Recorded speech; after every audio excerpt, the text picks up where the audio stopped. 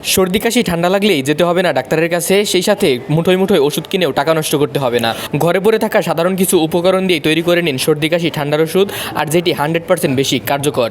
এজন্যই আমাদের লাগবে একটি আদা, এবং আদাটাকে আমাদের পুড়িয়ে নিতে হবে, এবং পুড়িয়ে নেওয়া হয়ে গেলে আমরা আদাটিকে একটা পানির মধ্যে ভিজিয়ে নিব, এবং হালকা ঠান্ডা হয়ে গেলে আমরা এর থেকে খোসাগুলোকে ছাড়িয়ে নিব। এবার আদাটিকে আমরা পিস পিস করে একটা কেচির সাহায্যে কেটে নেব, এবং কেটে নেওয়া হয়ে গেলে আমাদের আরও একটি উপকরণ লাগবে, সেটি হচ্ছে রসুন। এবং রসুনটিকেও আমরা কুচি কুচি করে কেটে নেব।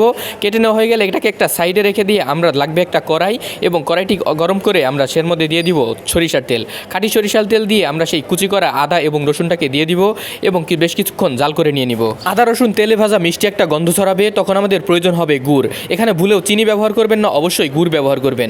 আমরা একটি গুড় দিয়ে আমরা এটাকে খুব ভালো মতো নাড়িয়ে চাড়িয়ে নিব। সেই সাথে এটা থেকে দেখবেন ধোঁয়া উঠতে শুরু করেছে, এবং হালকা কালারটা এবং কালো হয়ে আসলে জিনিসটা নামিয়ে নেবেন। এখানে আমরা যতগুলো উপকরণ ব্যবহার করেছি প্রত্যেকটাই ঠান্ডা কাশির জন্য ভীষণভাবে কাজ করে, তাই আপনি জিনিসটিকে নির্ভয়ে সেবন করতে পারেন।